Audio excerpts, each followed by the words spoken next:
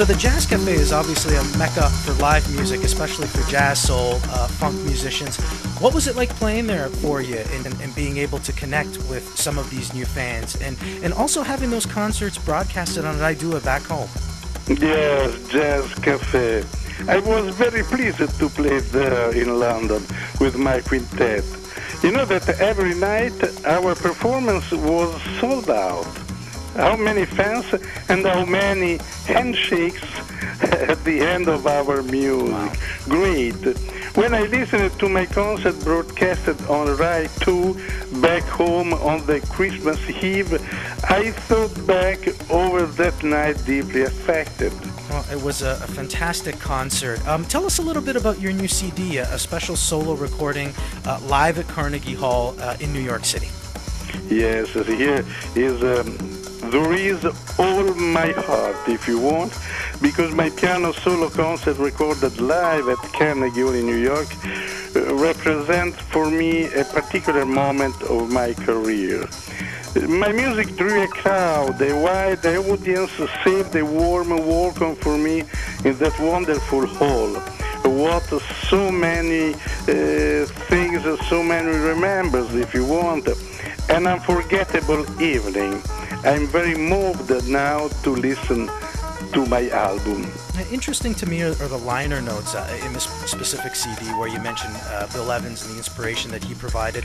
Tell us a little bit about your dealings with him and what he meant to you. Well, our friendship began with a chance meeting during a Bill Evans concert in Bologna. We soon realized our spiritual affinity. You know that is difficult to explain. What is the feeling that we felt together. Many times he came to visit my home. I was so lucky for that. And he played my Steinway grand piano.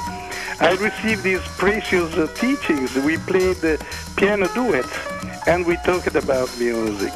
We met also in Paris and in New York, and always with a great joy to see us again.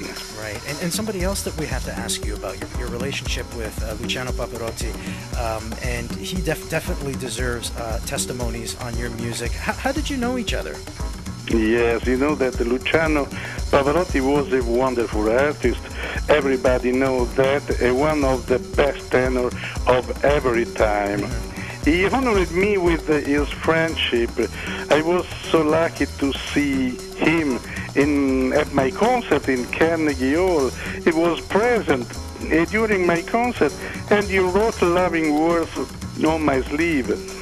His death was a great sorrow for me. Yeah, again, somebody that we will truly miss. Now, what contemporary artists are you listening to these days? Well, you know that always I need new ideas for my music, and my fondness towards the young pianist goes to Dave Peck, you know, Bill Charlap, Fred Hersch, and Geoffrey Kieser. All of them beautiful pianists with new ideas that I love very much. Very nice. So you mentioned hopefully a tour in America next year. Yes, next spring I'll be in the States for a tour of my concerts. I play in Washington, New York, Boston, and Philadelphia. And I'd like very much to schedule Toronto and Montreal too. It would be magic, I hope. You know what, we definitely would look forward to having you in Toronto. A new recording that you mentioned as well that you may be releasing. Yes, I'm sure that my new record will be for me a new exciting experience in my life of musicians. I'm planning a new recording with an Arisian production. I'll be in London for concerts next fall. Yes, I shall perform in concert and I record my new album. And I hope always with Nathan Haynes in quartet and quintet. And I am ready, now I'm ready composing my new music.